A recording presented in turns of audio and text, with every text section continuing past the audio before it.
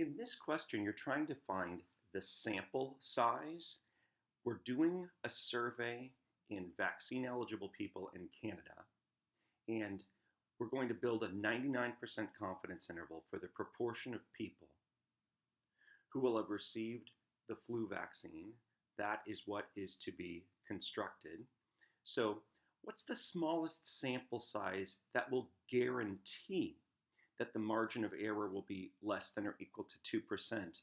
And the key here is that word guarantee. It's true that up here, we believe that 45% of vaccine-eligible people in the United States have received the flu vaccine. The sample results, if you take the 978 out of 2,350 people, the sample result suggests a value that's a little bit less than 45%. But we're doing a confidence interval for Canada. And the key is that we want to guarantee that margin of error that will be less than 2%. So the key here is that when you try to determine the sample size, your best bet is not to use the 45% or even to use this sample proportion here. It's to use 50%. So what 50% does is it makes the numerator of this expression, as big as possible. So it gives you the biggest possible standard deviation. And what that will do is force the sample size to be, it will force the sample size to guarantee you this margin of error. Now I want the smallest sample size, that's true.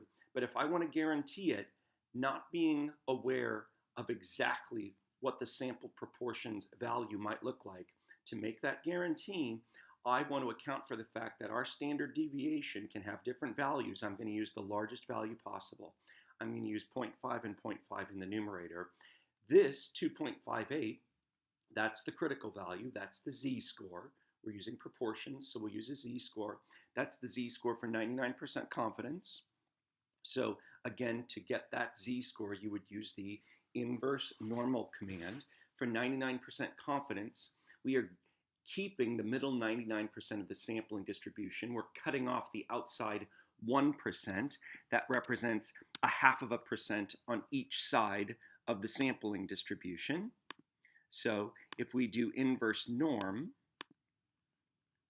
the simplest way to do this is to enter an area of 0.5%. That would be 0.005.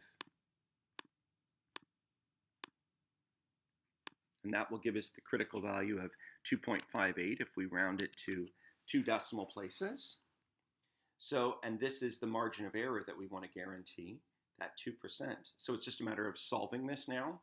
So if we divide both sides by 2.58 and then square both sides to get rid of the radical, this is what remains. So by cross-multiplying then, we can, or literally by taking this expression and switching it with n, that's a property of proportions that we can use. N is equal to the 0.5 times the 0.5 divided by this expression. This expression is just the margin of error that we want divided by our critical value, that quantity squared. So the way I've shown my work and the way I rounded the critical value here, we get a sample size of 4,160.25. Something important though, if you want to guarantee that margin of error, when you're finding the sample size, we always round up. 4161.